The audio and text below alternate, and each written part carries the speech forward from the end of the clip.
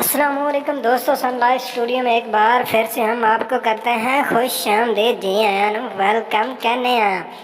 آج ہم بات کریں گے پڑھی لکھی اور ان پڑھ بیوی کے بارے میں کہ ہماری لائف پارٹنر کو پڑھا لکھا ہونا چاہیے یا ان پڑھ۔ تو اس سے پہلے تھوڑی سی بات کرتے ہیں کہ ہمیں کیسا ہونا چاہیے۔ یہاں جی جس سے اس کی شادی ہو، لڑکیوں کی بھی تو آخر کوئی خواہش ہونی چاہیے نا، اس خواہش کو بھی تو پورا ہونا چاہیے نا۔ تو ہمارے بھائیوں کو، یعنی کہ جس سے لڑکی کی شادی ہو رہی ہے، اس کو کیسا ہونا چاہیے؟ تو جی کیونکہ ہمارے معاشرے میں اور ہمیں بھی پتہ ہے کہ بندہ گھر کا سربراہ ہوتا ہے۔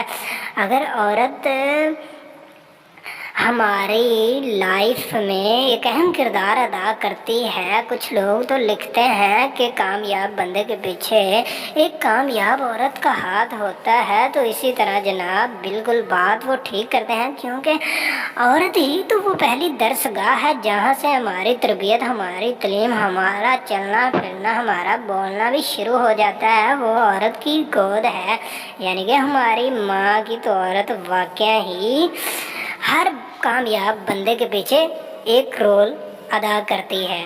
تو اسی لیے عورت سے زیادہ ہمیں اپنی تربیت کی ضرورت ہے، ہمیں اپنے بچوں کی تربیت کی ضرورت ہے، جس میں لڑکے زیادہ تر شامل ہیں۔ ہاں، ساتھ ہی لڑکی کو بھی اتنی اہمیت دیں جس طرح آپ اپنے بیٹے کی باتیں مانتے ہیں کہ مجھے اس کالج میں پاپا داخلہ لینا ہے، اس میں نہیں لینا، تو اسی طرح بیٹی کی بھی باتیں مانیں، بیٹی کو بھی اس کی پسند کی شادی کرنے کی اجازت دیں، اسے بھی پوچھیں کہ بیٹا تم کو لائف پارٹنر کیسا چاہیے، وہ کیسا ہونا چاہیے۔